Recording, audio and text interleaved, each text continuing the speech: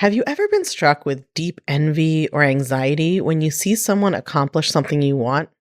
Or have you ever felt disappointed to see someone else succeed, even though rationally you might know and like them and want them to do well? So many women and other marginalized people have a deep unconscious belief that we must be the best at whatever we're doing, and that if we are anything less than the best, we are failing. And this not only makes you feel unsupportive of others, but it makes you feel bad about yourself, both for being unsupportive of others, but also if you aren't always acclaimed by everyone around you as the very best, which is stressful and sometimes actually paralyzes us from doing anything at all. So today I want to talk about why we have this belief from a historical and socialization perspective and some thought hacks that you can use to start to heal this pattern. Let's get into it. Welcome to Unfuck Your Brain. I'm your host, Cara Loewentheil, Master Certified Coach and founder of the School of New Feminist Thought. I'm here to help you turn down your anxiety, turn up your confidence, and create a life on your own terms, one that you're truly excited to live. Let's go. So the other day, I was watching a Disney movie. Not what you would expect to hear, I know. I'm not usually a huge Disney fan, but not here to yuck anyone's yum, just not usually my style. But I was on a plane, and the plane suggested that I watch a movie about the first woman to swim the English Channel. So I did, because, who am I to disagree with JetBlue and what its movie screen tells me to do? So if you don't know the story, the first woman to swim the English Channel was Gertrude Ederle. She was an American woman, and she swam the channel at 20 years old after only 5 other people had done it, who were all men. And she goes by Trudy, so I'm going to be calling her that in this episode.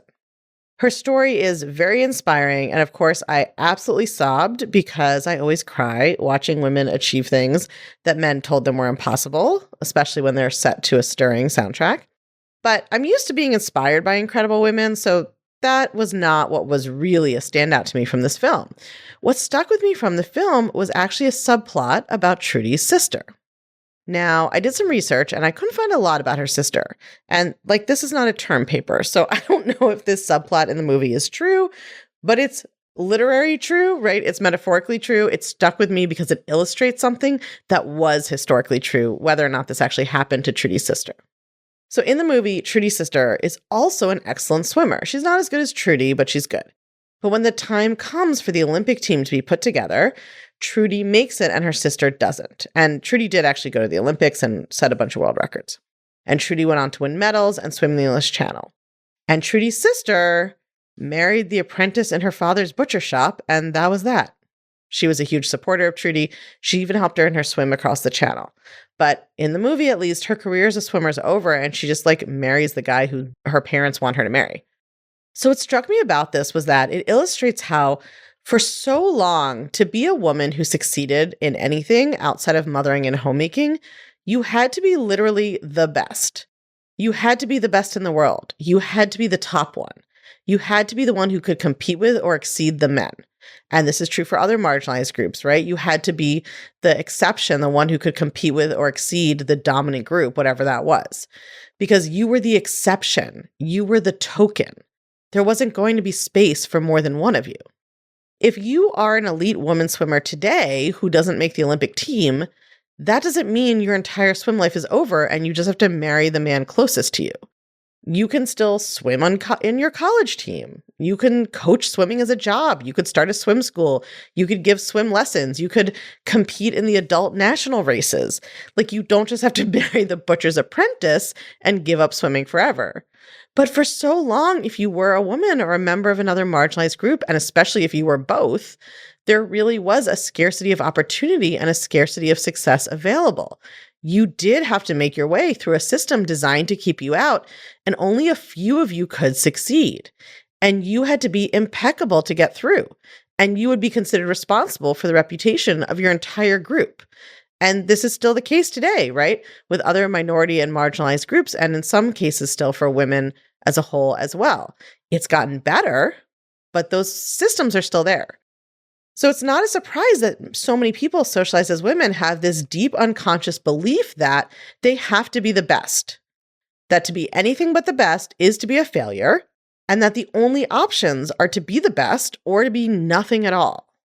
And this manifests as perfectionism, as not allowing any room for error, as not allowing any room for being a human, as having unrealistically high expectations for ourselves, and it manifests as scarcity, as believing that there's not enough to go around, there's a limited amount of success out there, and if someone else gets it, then we don't.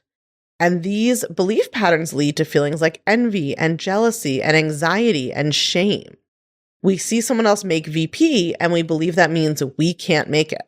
We see someone else's writing get published and we believe now ours won't get published. We see someone else get engaged and we believe now there's one less good potential partner for us. My friend Rachel and I always laugh about this because when we got certified as coaches, she got very upset with me for suggesting that I thought we could both make $100,000 in our coaching businesses. Because her brain told her, and she told me, that there could only be like 6 or 7 $100,000 coaches in the world. So like, obviously we weren't both going to be able to do it. Like the odds were not that we could be in the same certification class. And now we laugh about it because from that one class of like 25 people, there are at least 3 7-figure coaches in front who came from that class. Me and Rachel and our friend Stacy, we're all in that same group. But I think we all do this in different ways. We believe there's not enough success or money or love to go around. And if someone else gets some, that means there's less for us.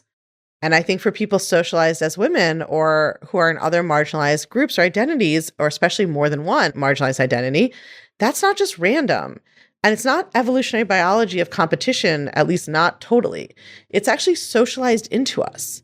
We are taught that there's plenty of success and money and power available for mediocre white men, but there's only a little to go around for the rest of us. We all got to split the token that's left.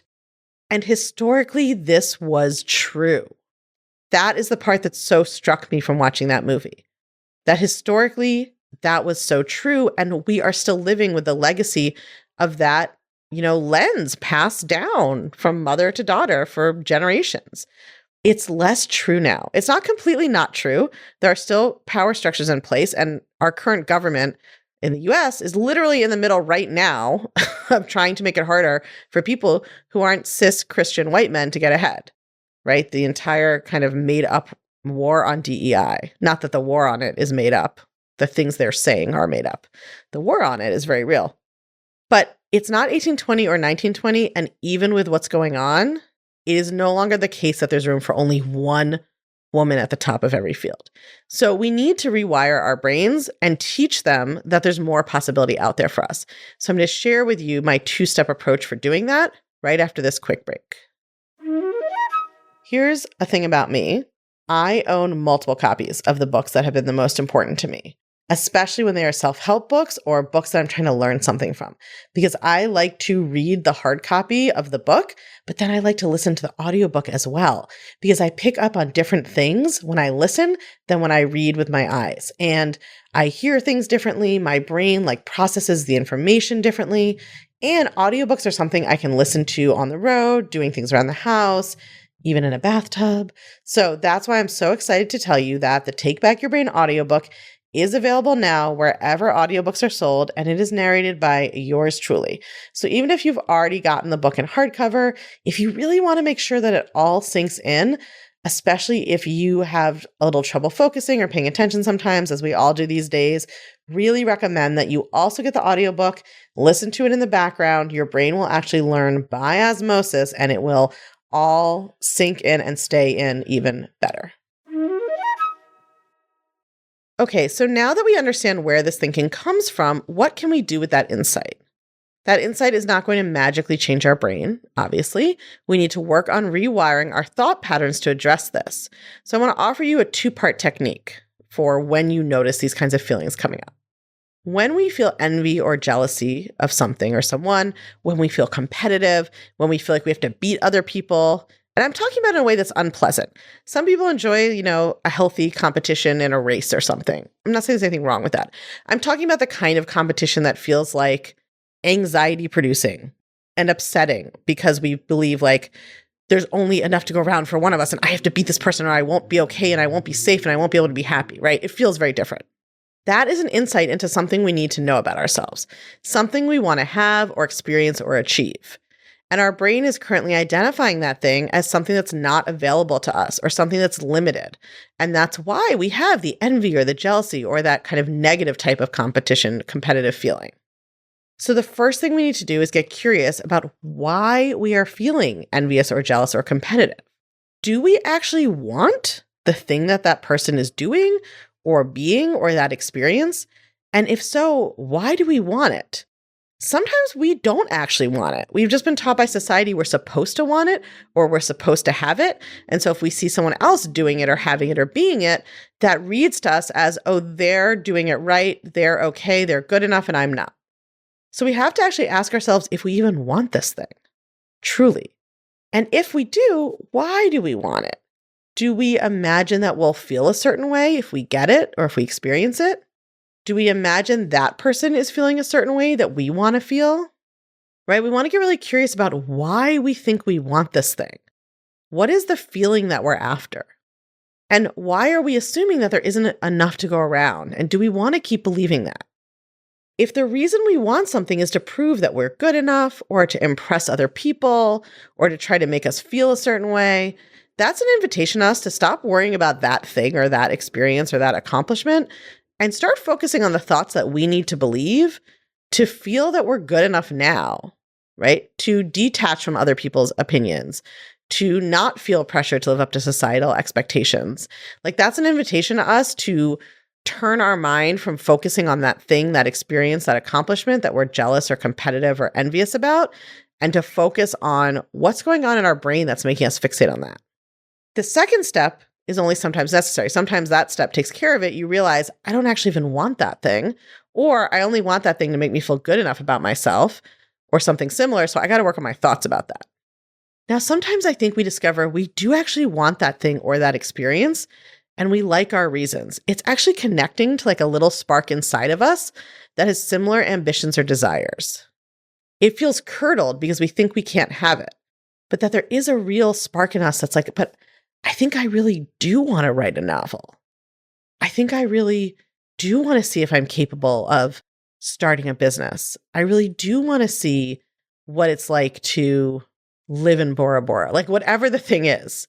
We get to decide whether to double down on that curdled, envious feeling or whether to shift it. Because we can choose to notice that emotion and notice that spark and flip our perception and interpretation of it to focus on inspiration instead. If I see someone announcing that she sold 200,000 copies of her book or speaking on a huge stage, and I feel that stab of jealousy or envy, that's an invitation for me to do that inquiry, right? Do I want that thing? Why? But if I discover, oh, I do want that thing, I think it would be so fun to give a TED Talk and to be able to share my work with like millions of new people. I want that. I already think I'm good enough. I already think my work is amazing. I want that exposure. I want to have that experience and that adventure and like level up.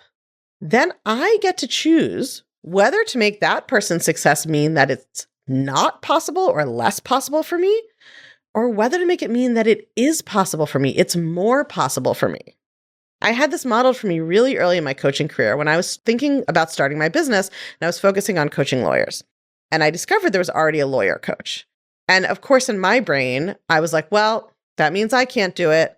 Like it's already been taken. It's already done. There's already one person doing it. So she'll always be ahead of me and there's no room for me and she'll already have all the connections and she'll always be successful and I won't be. But my coach, of course, had none of those thoughts. And when I was like, well, there's already someone doing this, she was like, awesome. That's proof of market potential. That's proof that the market's viable. That means someone already did the part where they went out and found out if people would pay for this. So now we know that people will pay for this and it is a viable market and you can do it too. That was like so mind-blowing to me that I could take someone else getting there first and take that as proof that I could do it and as inspiration instead of immediately using that to mean now there's none left for me. We can choose to interpret other people's accomplishments as proof that it's possible for us, as opposed to proof that it's not possible. And when it comes to competition, we can choose to believe that 2 people can succeed, or 12 people, or 20 people, or 200 people. Okay, yes, you might not both be able to be in the exact same job at the exact same organization, but nobody for good reasons feels like they have to have the exact job at the exact organization or they'll never be able to be happy or have an impact. Like that's not a thought that is ever useful. When we are feeling that competition, it's like, what is the thing we're really wanting, right? And believing that whatever that bigger thing is, that impact, that wealth building, that experience, that it's possible for more than one person to experience that. You don't have to be the best in the world at anything to have an accomplished, happy, and fulfilling life. You just have to practice believing that you're capable of creating the life you want. You're capable of knowing what you actually want and care about. And there's enough space and acclaim and money and time and success for all of us to do that too. If you're loving what you're learning on the podcast, you have got to come check out the Feminist Self-Help Society. It's our newly revamped community and classroom where you get individual help to better apply these concepts to your life, along with a library of next-level, blow-your-mind coaching tools and concepts that I just can't fit in a podcast episode. It's also where you can hang out, get coached, and nerd out about all things thought work and feminist mindset with other podcast listeners just like you and me. It's my favorite place on earth, and it will change your life, I guarantee it. Come join us at www.unfuckyourbrain.com/society. I can't wait to see you there.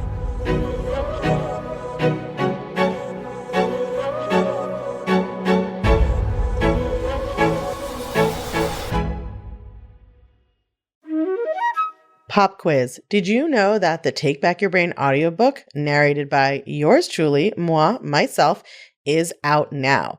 If you love this podcast, the audiobook is the best way for you to enjoy this New York Times and USA Today bestseller. You can still get the hardcover anywhere books are sold. You can still get the ebook, but if you're like me, you love audiobooks just as much or more because they're easier to enjoy on the go or while you're multitasking.